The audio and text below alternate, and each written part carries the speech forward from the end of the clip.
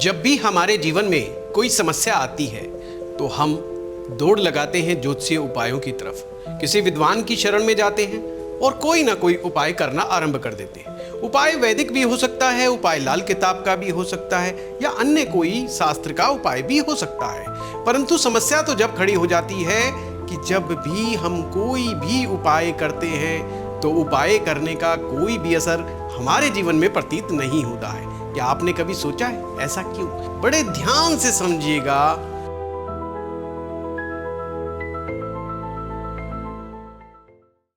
जिन लोगों की जन्म पत्रिका में पितृदोष होता है उनके द्वारा किया गया कोई भी उपाय कारगर सिद्ध नहीं होता।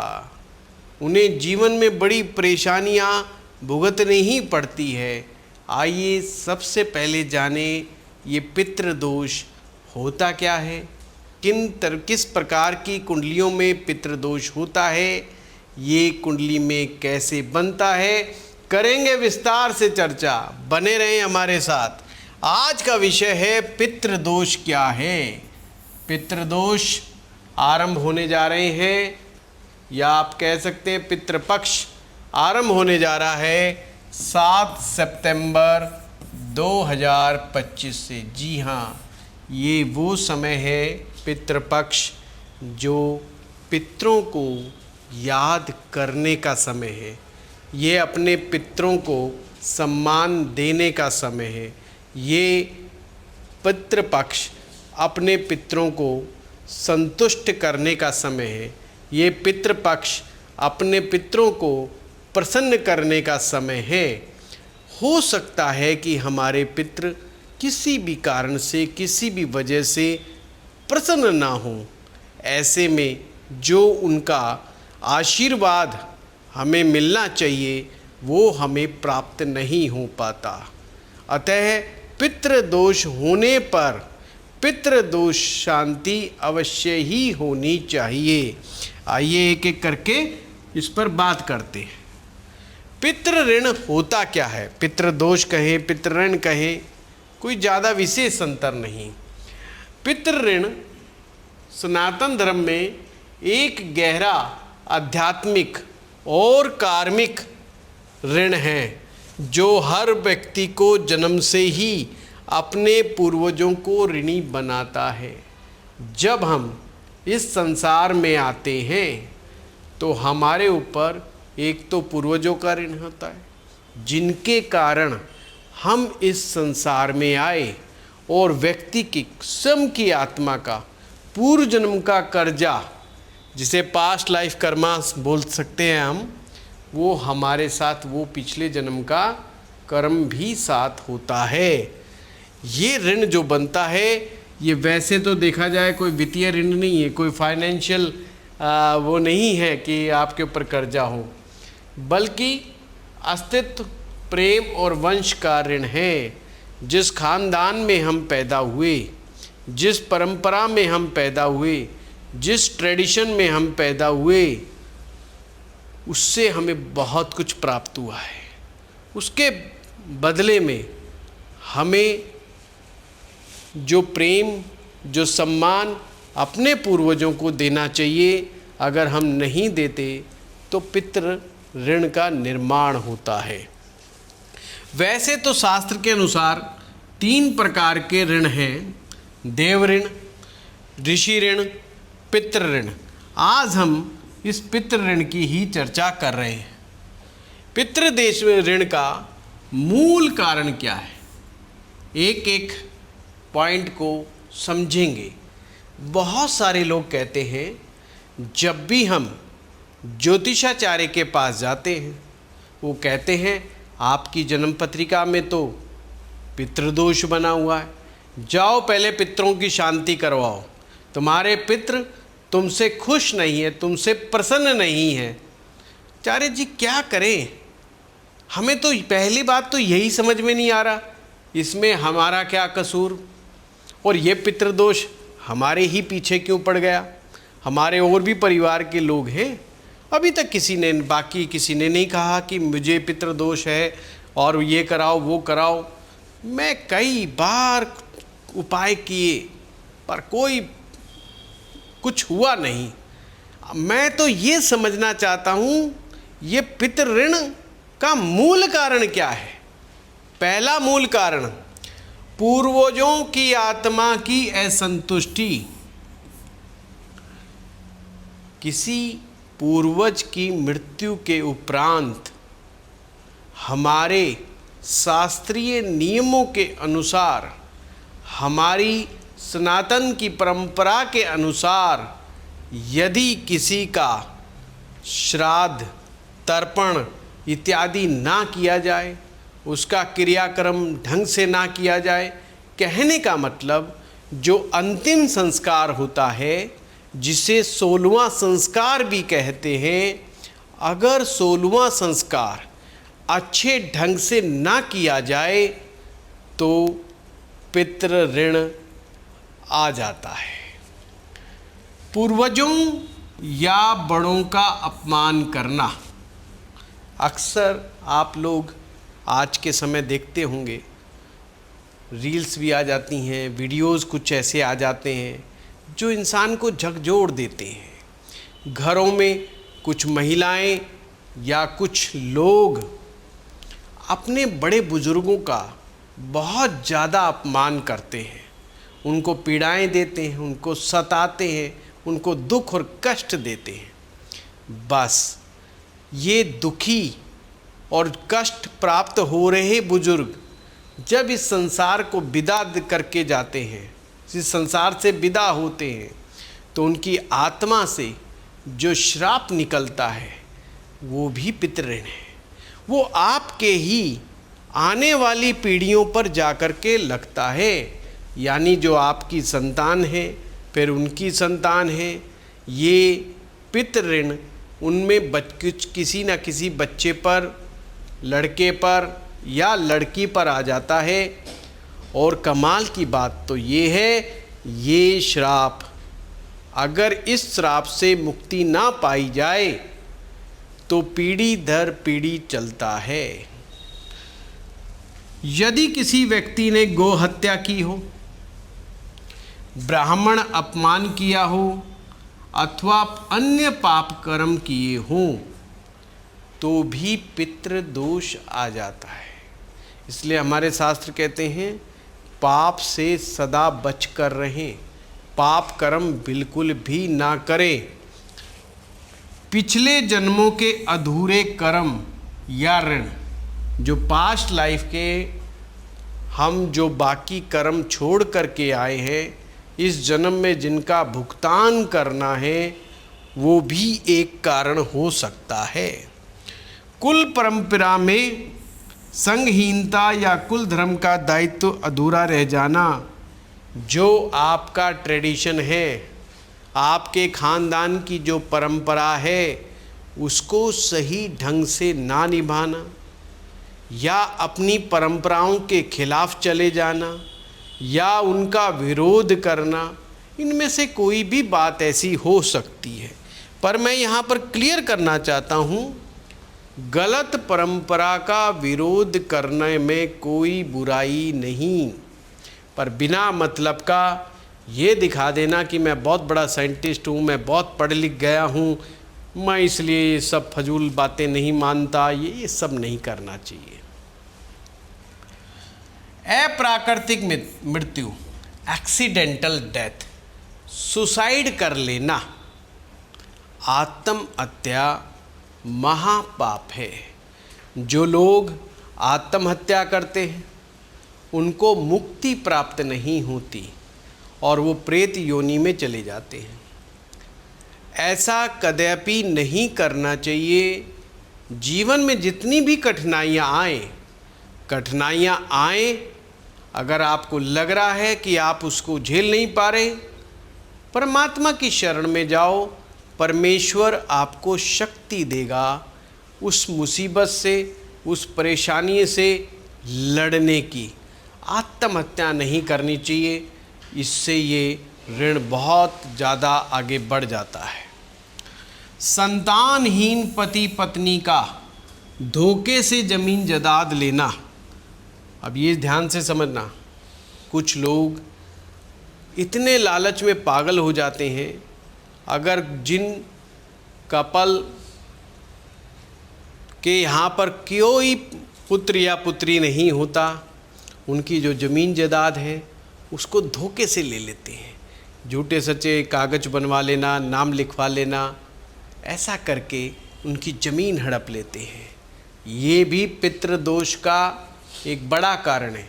ध्यान रहे, पितृदोष और कुछ नहीं, आपके या आपके पूर्वजों के द्वारा किए गए गलत कर्मों का ही दुष्परिणाम है, जो या तो हमें भुगतना पड़ रहा है या हमारी आने वाली पीढ़ियां उसे भुगतेंगी।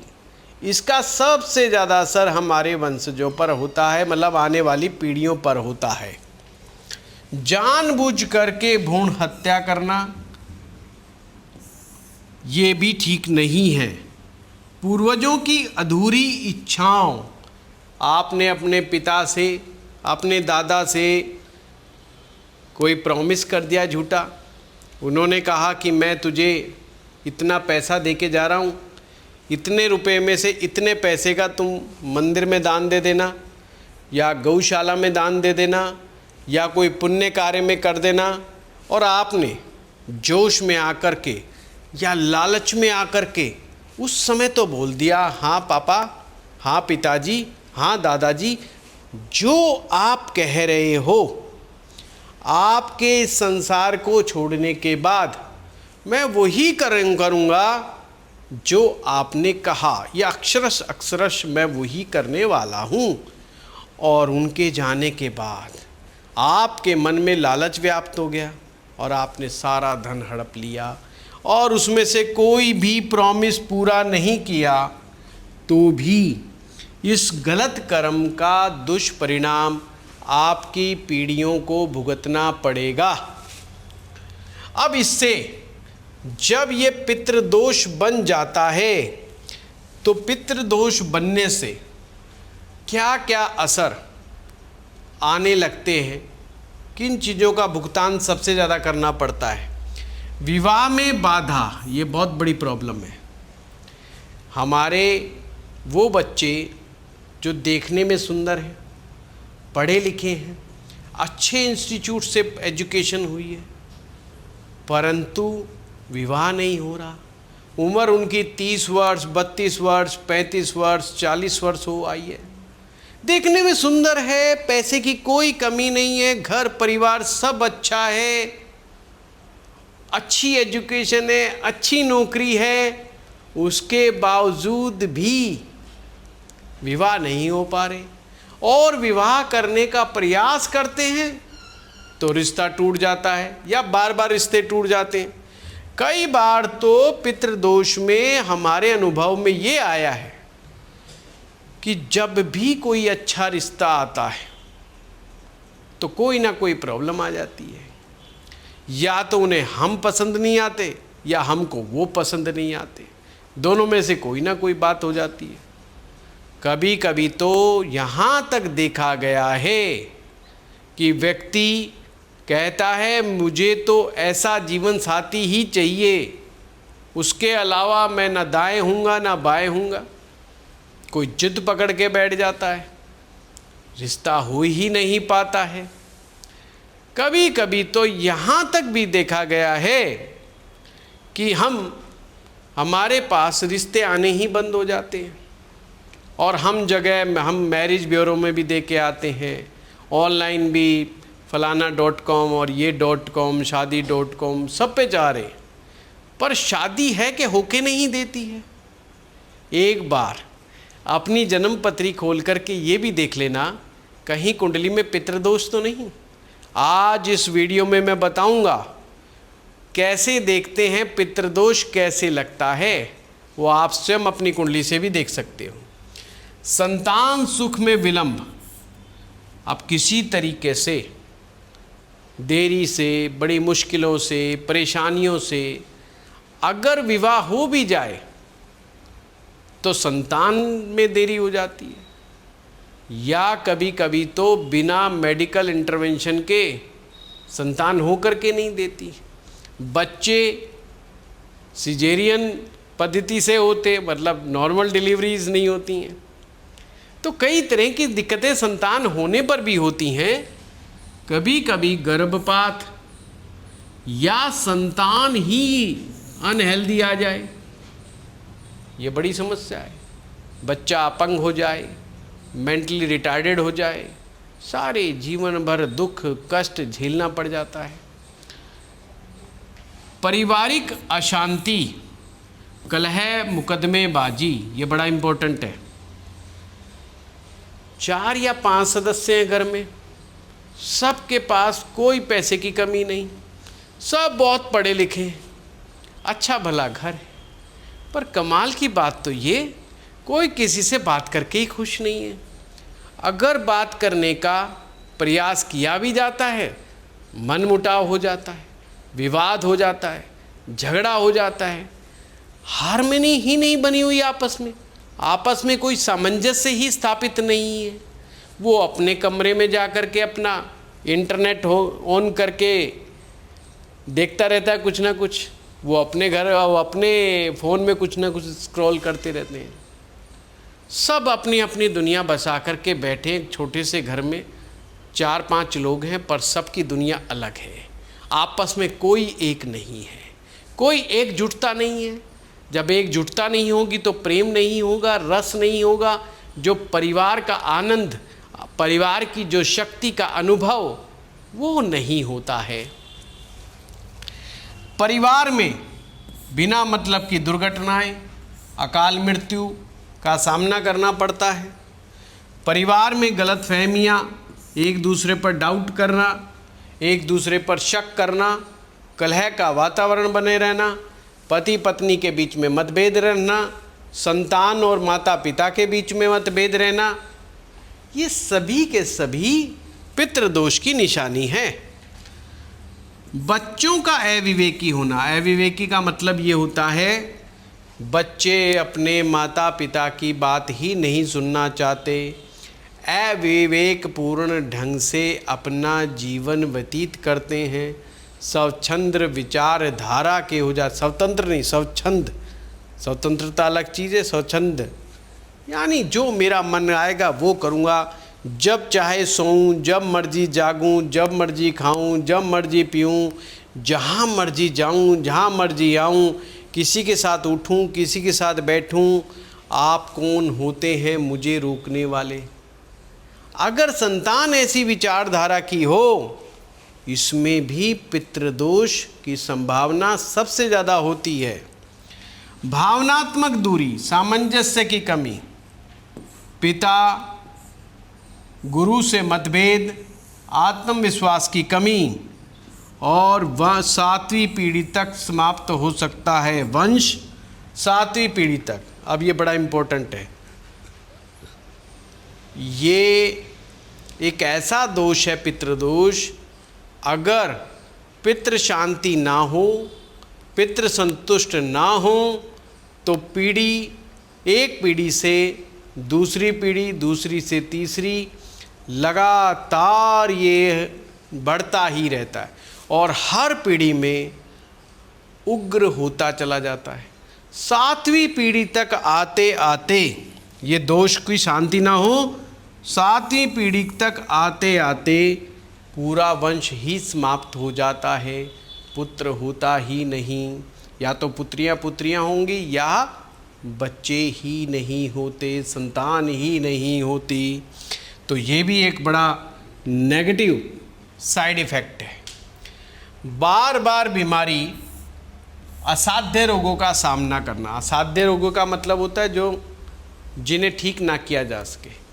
ब्लड प्रेशर है, शुगर की समस्या है, थायराइड की समस्या है, ऐसे रोग दवाई लेते रहो, गुजारा चलाते रहो, पर ठीक नहीं होती बीमारी। ये मैनेज तो हो जाती हैं पर ठीक नहीं होती। बहुत सारी ऐसे रोग हैं जिन्हें ठीक करना बड़ा दुष्कर कार्य होता है, ठीक होते ही नहीं। नींद में खलल, मानसिक अस्थिरता और सपने में पूर्वजों का दिखाई देना, भोजन या पानी मांगते हुए, ये बड़ा इम्पोर्टेंट है।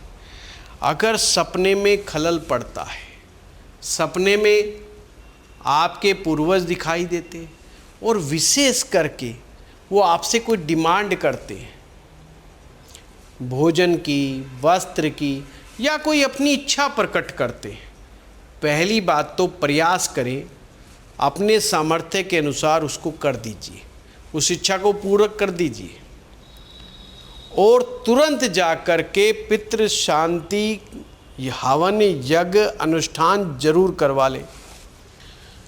चर्म संबंधी यानी स्किन के रोग, एलर्जी की प्रॉब्लम्स, लैक ऑफ इम्यूनिटी, ये सब के सब बीमारियां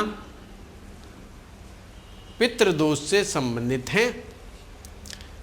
बहुत मेहनत करने पर भी धन की हानि, स्थिरता नहीं, आर्थिक तंगी, गरीबी या व्यापार में हानि, कैरियर में प्रगति बाधित होना, पेशेवर मतलब प्रोफेशनल अनस्टेबिलिटी, ये सब कैरियर से रिलेटेड बात है।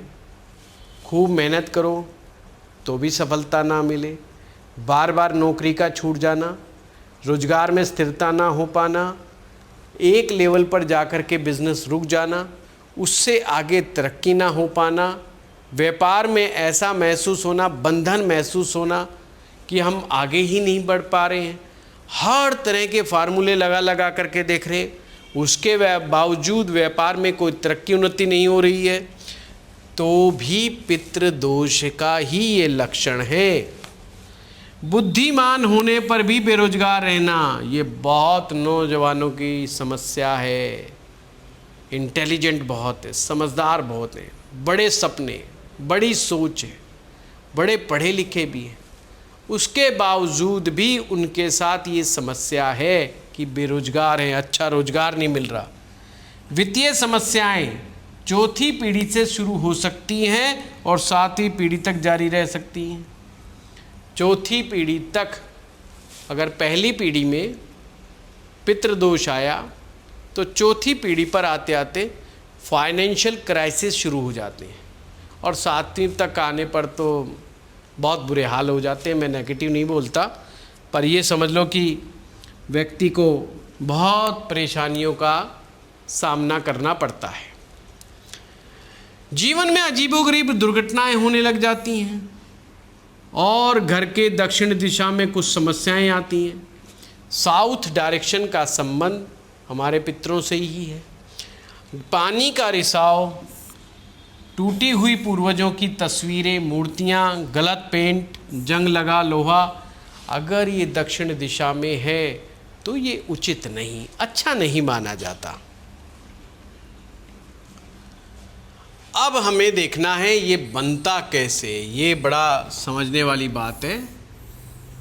आराम आराम से आपको समझाऊंगा, आपने समझना है। जन्म पत्रिका में ये जो पहला भाव है, यहाँ पर मैं हूँ,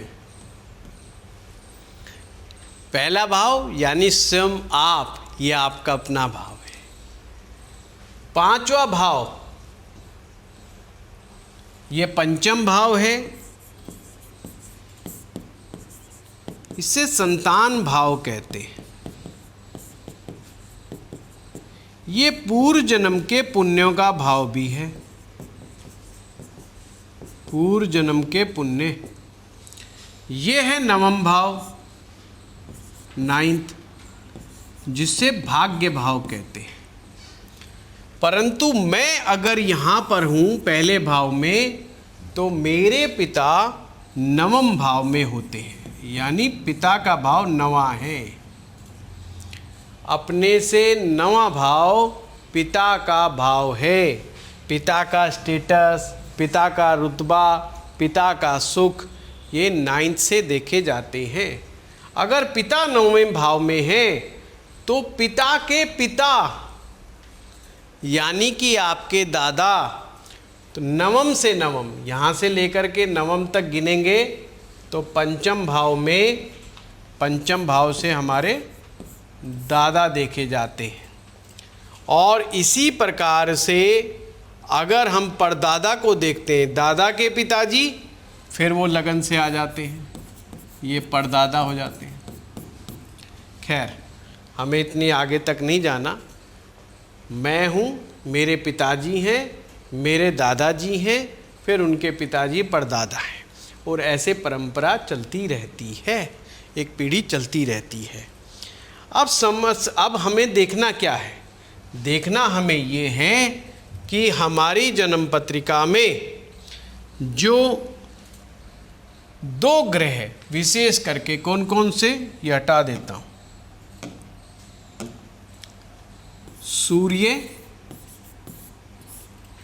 सूर्य पिता का कारक होता है।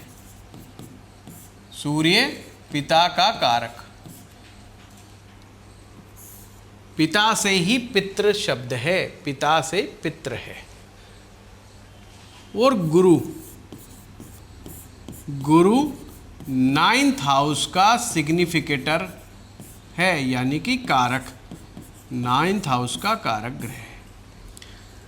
अब बड़े ध्यान से समझना, यदि किसी कारण से आपकी जन्म पत्रिका में सूरज और गुरु, ये 2 में से कोई भी ग्रह पाप प्रभाव में आ जाए, कमज़ोर पड़ जाए, पितृदोष बन जाता है।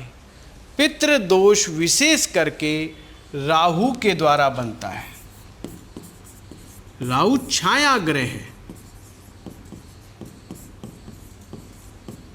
इसे भूत प्रेतों का कारक भी कहा जाता है। अब समझिएगा, जैसे कि राहु का संबंध सूरज से हो जाए, सूरज और राहु एक साथ हो जाएं, गुरु राहु एक साथ बैठ जाएं, तो बन गया ना पितृदोष।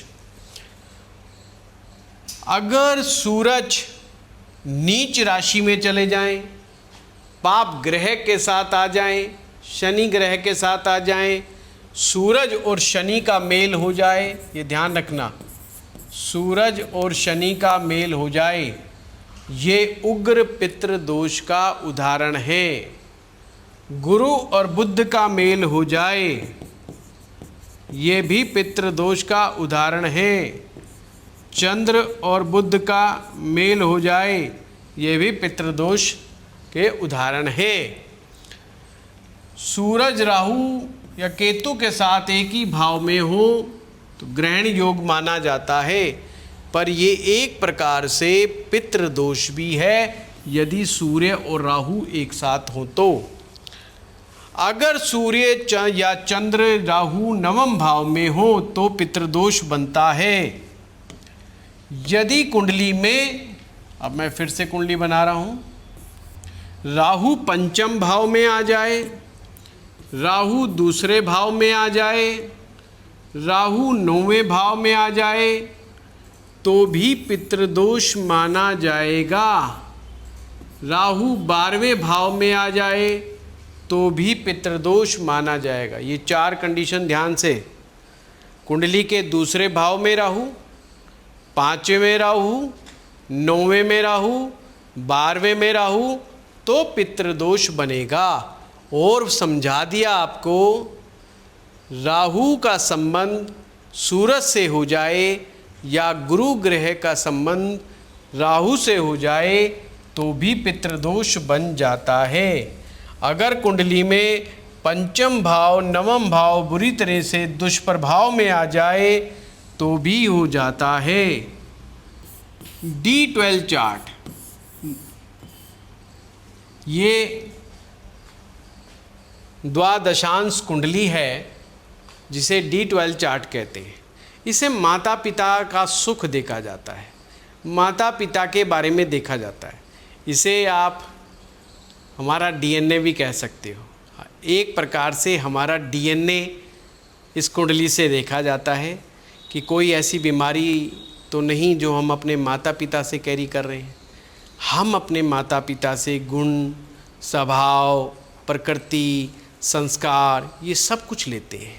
हम केवल उनका ज़मीन जायदाद नहीं लेते, हम ये सब चीज़ें भी उनसे लेते हैं। अब जब इतनी सारी चीज़ें लेते हैं तो हमें देखना पड़ेगा कि जहाँ से हम आ रहे हैं, जो जिस वंश परंपरा से आ रहे हैं, उस वंश परंपरा में कोई गड़बड़ तो नहीं। तो D12 चार्ट के अंदर, या मैं एक कुंडली बना रहा हूँ,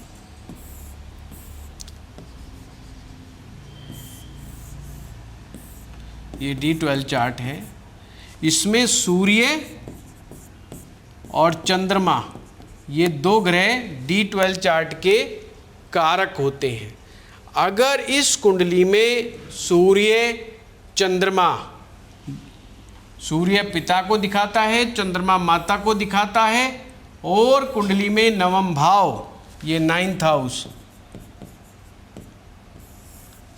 यहाँ पर राहु का असर हो जाए या किसी विशेष पाप ग्रह का असर हो जाए तो दिखाता है कि हमारे पितृ हमसे संतुष्ट नहीं हैं। अगर इसी ही कुंडली के अंदर गुरु जुपिटर 6ठे भाव में, 8वें में, और जुपिटर 12वें भाव में बैठ जाए तो भी पितृदोष को रिप्रेजेंट करता है। ये D12 चार्ट से देखा जाता है। अगर आपको बहुत डीप में जाना है, बहुत सारे लोग कहते हैं हमें जो जो उपाय बताया जा रहा है, हम वो उपाय तो कर रहे हैं पर उपाय का लाभ नहीं मिल रहा है, तो D12 चार्ट में जाके देखो कि समस्या कहाँ से आ रही है, और भी डीप एनालिसिस करेंगे तो आपको समस्या मिल जाएगी। वैसे मैंने एक डिविजनल चार्ट्स का कोर्स कराया था अभी कुछ दिनों पहले, वो हमारी ऐप में अवेलेबल है, हम लोगों ने डाल दिया है। अगर आप में से कोई डिविजनल चार्ट्स करना चाहता है जिसमें कि D12 चार्ट के बारे में विस्तार से चर्चा है, आप जाकर के वहाँ से ले सकते हैं। अब इसके उपाय क्या है? मेन उपाय होता है श्राद्ध एवं तर्पण। जैसे अभी 7 सितंबर 2025 से श्राद्ध पक्ष आरंभ होने जा रहा है। पहला श्राद्ध पूर्णिमा का श्राद्ध 7 तारीख को ही है। तो इस पितृपक्ष में श्राद्ध एवं तर्पण करवाना, अगर इस समय में आपको मौका ना मिले तो हर महीने में एक अमावस्या आती है, उस अमावस्या में जाकर के भी ये आप उपाय कर सकते हैं, यानी श्राद्ध और तर्पण करवा सकते हैं। जल तिल अन्न का अर्पण कर सकते हैं। ये बहुत महत्वपूर्ण विधि है। श्राद्ध में पूर्वजों का आह्वान, पिंडदान और तर्पण शामिल होते हैं। यदि कर्मकांड ना करा सके, मतलब आपके पास समय का अभाव है या अभी इतना धन की व्यवस्था नहीं है, तो कोई डरने की जरूरत नहीं है। आप केवल पितरों को इस सम्मान में पितरों को याद करें। दक्षिण दिशा की तरफ जा करके दोनों हाथ उठा करके अपने पूर्वजों को याद करके दोनों हाथ जोड़ करके अपने पूर्वजों से कहे कि आप मुझे आशीर्वाद दें। जब भी मेरे पास अच्छी व्यवस्था होगी, मैं आपके संतुष्टि हेतु यज्ञ कर्म, पिंडदान एवं तर्पण करवाऊंगा या पुण्य कार्य करवाऊंगा। इतने से भी पितृ प्रसन्न हो जाते, केवल याद करने मात्र से भी पितृ प्रसन्न हो जाते हैं।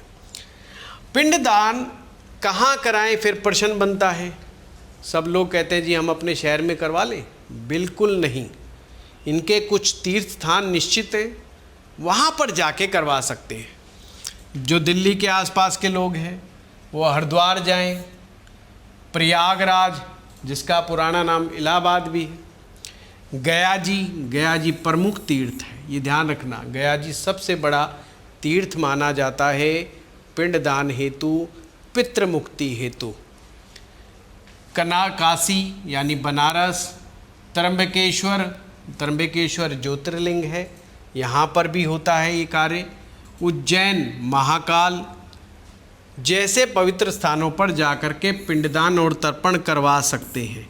इसके अलावा बद्रीनाथ में भी जाकर के वहाँ पर भी करवाया जा सकता है। हरिद्वार में हर की पौड़ी पर कुशा वाटिका पितृदोष निवारण का एक पवित्र स्थान है। पाप मोचन भी एक स्थान है, वहाँ भी आप करा सकते हैं।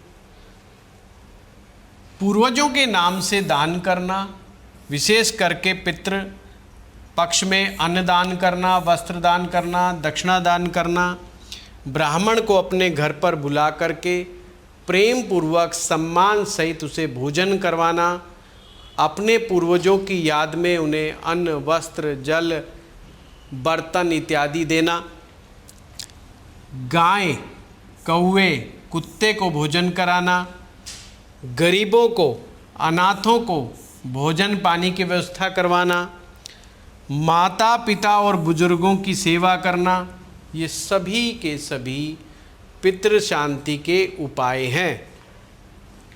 आप ये करवा सकते हो। ओम नमो भगवते वासुदेवाय, इसका नित्य मंत्र जप करने से भी शांति होती है।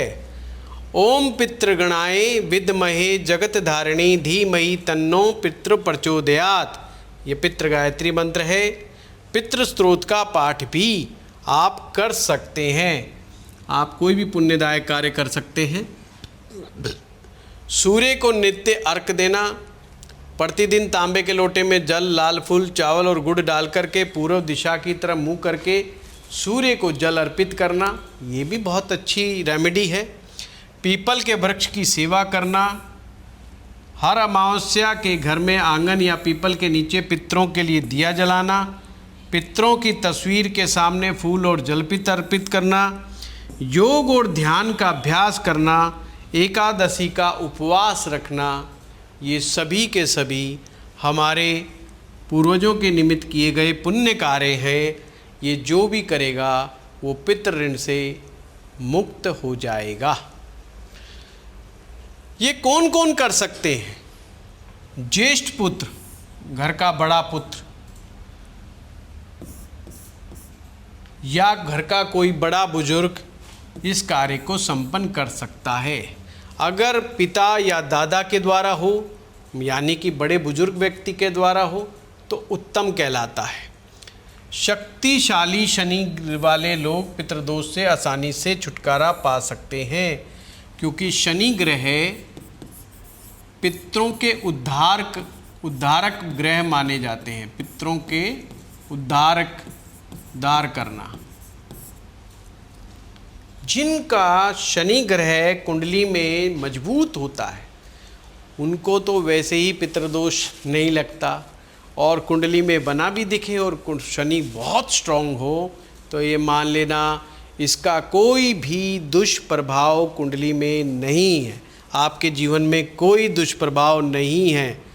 ध्यान ये रखना है, ये पिंडदान इत्यादि की क्रियाएं महिलाएं नहीं करवाती हैं। अक्सर निवारण के लिए दक्षिण दिशा का महत्वपूर्ण स्थान है।